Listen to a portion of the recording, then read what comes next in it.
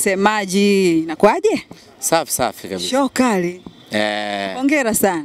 Asante sana. Mara 7 mfululizo. Sio kazi ndogo.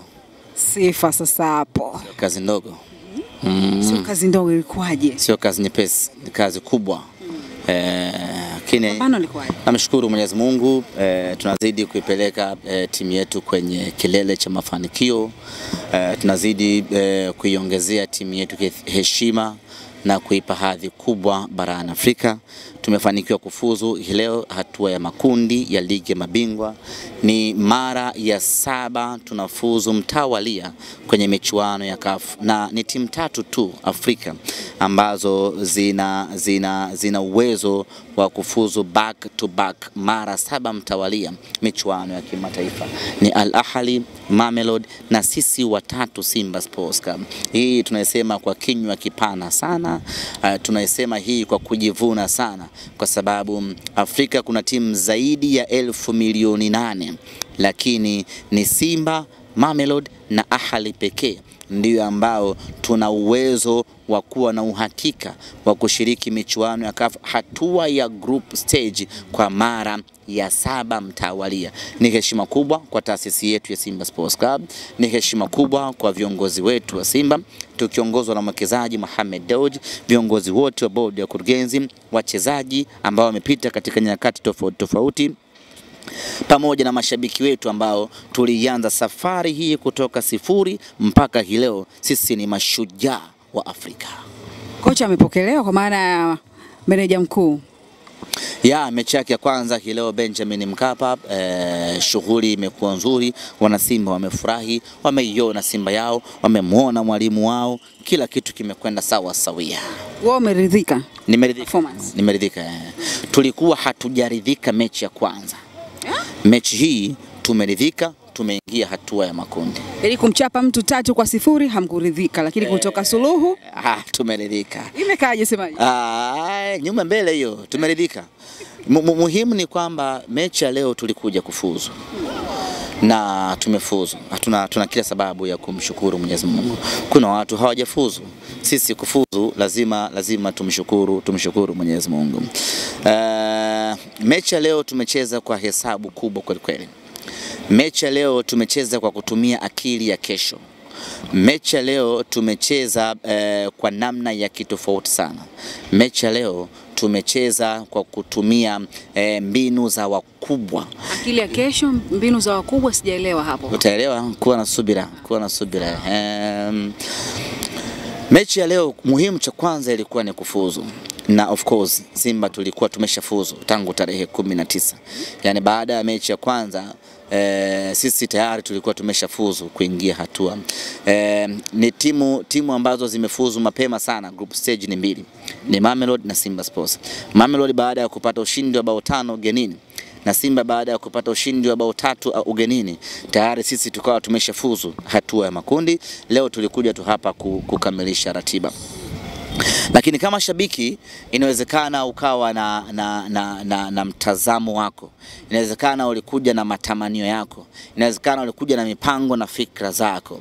Na hiyo kila shabiki alikuwa nayo. Kama kule kwao tulimfunga bao 3.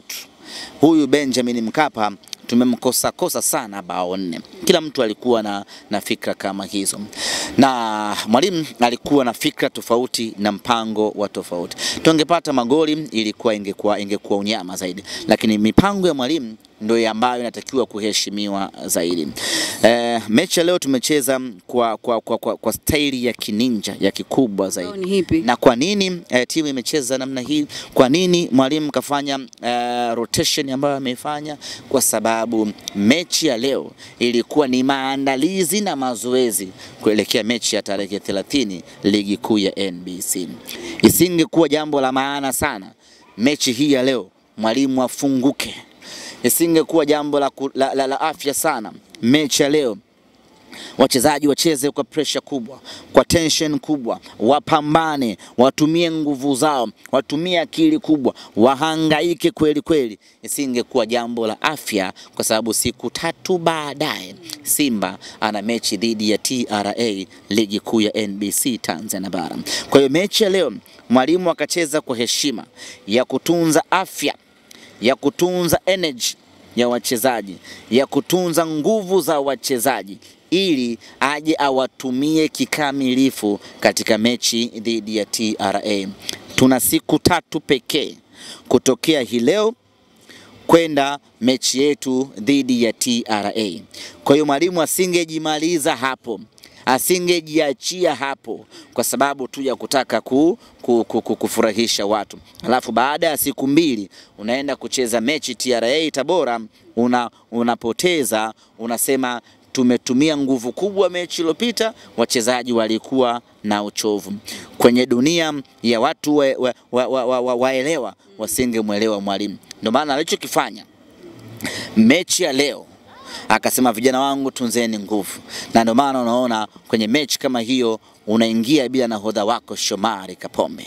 Mwalimu anasema Duchu nenda kafanye kazi. Mwalimu anaingia, anaanza amefanya mabadiliko kwenye safu yake ya ulinzi.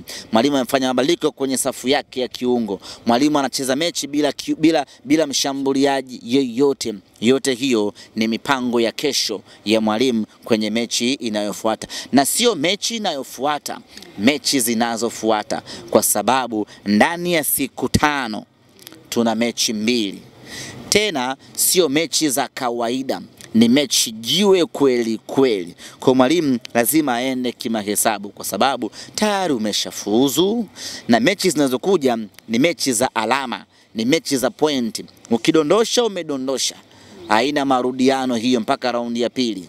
Sijui umenielewa Kwa sasa. Hiyo lazima mwalimu acheze kwa namna hiyo, na imekwenda vizuri. Wachezaji wote wamemaliza mechi wakiwa na energy ya kutosha. Tunaanza maandalizi kuelekea mechi yetu dhidi ya TRA. Na baada ya TRA Azam FC ndio hizo. TRA ni Azam FC, unaweza kuona ratiba iko tenge kweli kweli. Kwa lazima mwalimu acheze namna hii kwa ajili ya kujiandaa na mechi hizo. Lakini kwa wale ambao wameaminiwa kuanza siku hii ya leo, semaje, wamefurahisha watu ama? Ya, wamefurahisha, na kikubwa ni mwalimu ndio mwenye judgment ya mwisho kabisa. Ameridhika na mabadiliko ambayo ameyafanya. Tumeona mechi yake ya kwanza tu alianza na Nangu, leo ameanza na Shamo. Kwa yeye ndio ana jicho la kuangalia na kutoa hukumu kati ya Nangu na Shamo, nani ni chaguo langu namba 1. Lakini tumeona katikati mechi iliyopita alianza na Nabi Kamara, leo kaanza na Kagoma, baadaye ametoa Kagoma akaingia Kante. Kwa mwalimu ndio yupo kwenye nafasi ya kujua kati ya huyu na huyu. Kwa hiyo amefurahisha, hajafurahisha ni kazi ya mwalimu, lakini yote kwa yote waliocheza leo wamecheza kwenye mpango wa mwalimu ya kwamba tusitumie nguvu kubwa sana na tusiruhusu hata bao moja ili kufuzu kwa heshima yake. Kuna watu wanasema kwamba Simba sasa hivi kuingia hatua makundi sio story, ila wanataka waje walione kombe. Ukiangalia Simba yako, kocha mkuu kuingia hapa kwa maana ya meneja mkuu, unaona kabisa makombe mapema. Hasa kombe la Afrika mapema sana kujiweka kwenye hiyo pressure. Tunachoweza kusema ni kwamba lazima tukubali kwenda hatua kwa hatua. Tulitakiwa kutengeneza utamaduni wa kuwa tunakwenda hatua ya makundi. Utamaduni huo umeshaanza kukaa sasa. Tuna robo finali, tumekuwa tukiishia hapo. Kwa kazi iliyopo ni kuitoa Simba robo finali kuipeleka nusu finali. Kwa miaka 7 hii ambayo nakwambia Simba imekuwa ikifanikiwa Afrika, miaka 6 ni ya robo finali. Kwa hiyo tukifanikiwa kutoka robo finali kwenda nusu finali, tunahitaji pengine miaka mingine 5, miaka mingine 4 kwenda hatua ya finali. Tukubaliane na hiyo michakato ya ukuaji ambayo tukisha kuwa sasa, tukawa na uhakika kwamba mashindano yanaanza, sisi break yetu ya kwanza finali, hapo tutakuwa na uhakika wa kuleta kombe nyumbani. Na ni watu hofu wana Simba, haiko mbali. Inawezekana ikawa msimu huu au? Haiko mbali, msimu huu nitakudanganya, ila haiko mbali. Haiko mbali. Semaji, kwa mara ya kwanza Tanzania natoa timu 4 kutenga hatua ya makundi michuano ya CAF. Hii inakuwa ina maana gani? Ina maana gani wapi sasa? Sisi zimefuzu. Sisi kwa Tanzania. Zimefuzu ndio kwa mara ya kwanza. Basi. Au wewe hujafurahishwa? Ulitamani tu Simba peke yake ndio mtenge hatua ya makundi, wengine watoke? Sisi si mabepari, capitalist. Unajua sifa ya capitalist? Sijui inakuwaje. nenda kasome. Utajua sifa ya capitalist ana hulka gani. Yote kwa yote, timu 4 za Tanzania kufuzu, inatakiwa vilabu vyote vilivyofuzu, wadau wa mpira Tanzania wanatakiwa kuipongeza na kuishukuru Simba Sports Club. Kivipi? Sisi ndiyo timu ambayo tumetengeneza njia katika michuano ya kimataifa. Sisi ndio timu ambayo tumewaonesha watu njia kwenye michuano ya kimataifa.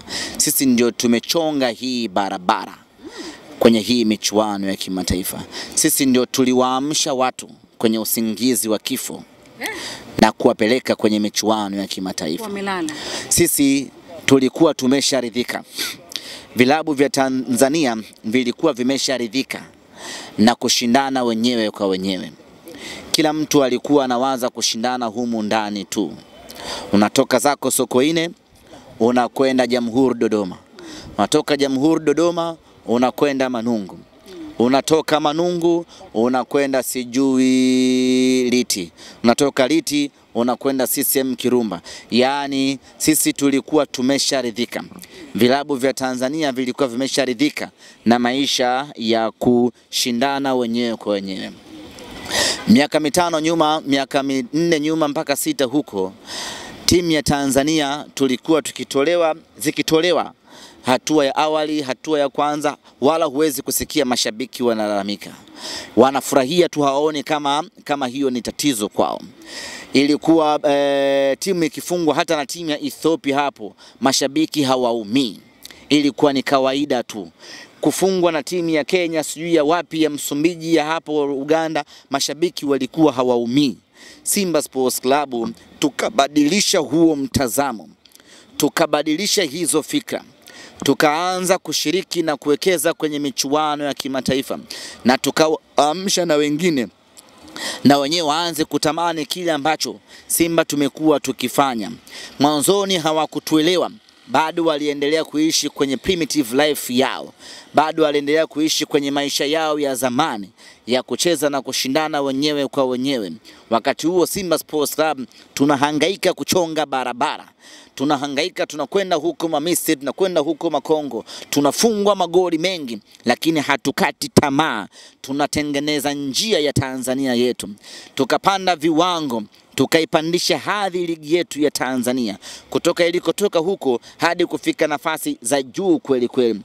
Kusogea kwa ligi ya Tanzania kwenye nafasi za juu haikutokana na Mungu kumfunga Mtibwa, ilitokana na Simba Sports Club kufanya vizuri kwenye michuano ya kimataifa. By then tukiwa peke yetu, tunafanya kazi kubwa. Wenyewe kazi yao ni kupokea wageni airport na kuwapeleka hotelini. Wakati huo sisi tunatengeneza njia ya Tanzania.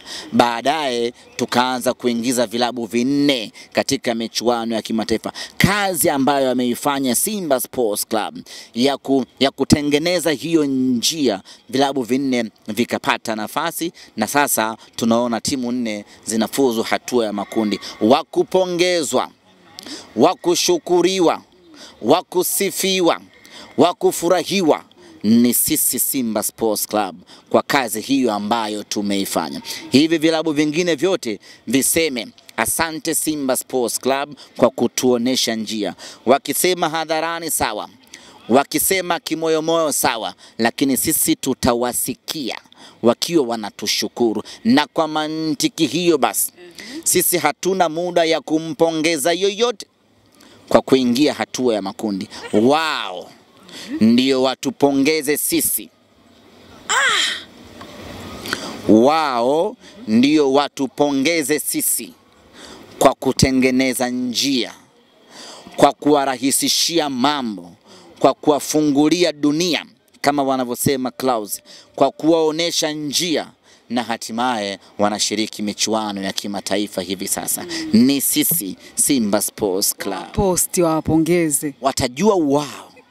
Lakini hakuna ajabu, na Mungu tulimfungulia njia, akaenda akacheza group stage ya kombe la shirikisho. Biashara United bado kidogo aingie hatua ya makundi alikosa nauli tu, masikini ya Mungu. Ni kazi ya Simba Sports Club. Kwa hawa wasione wamefanya jambo jipya sana.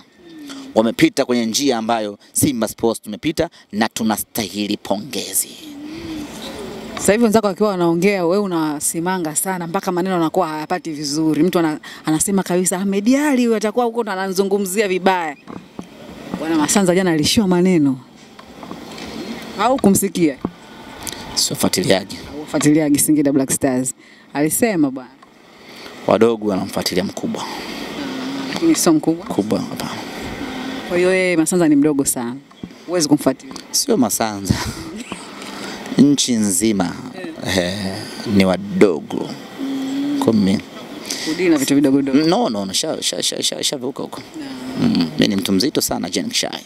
Sasa hivi mtu mzito sana? I am no. Mzito wako kwa wapi? Yangu imepanda sana Jen.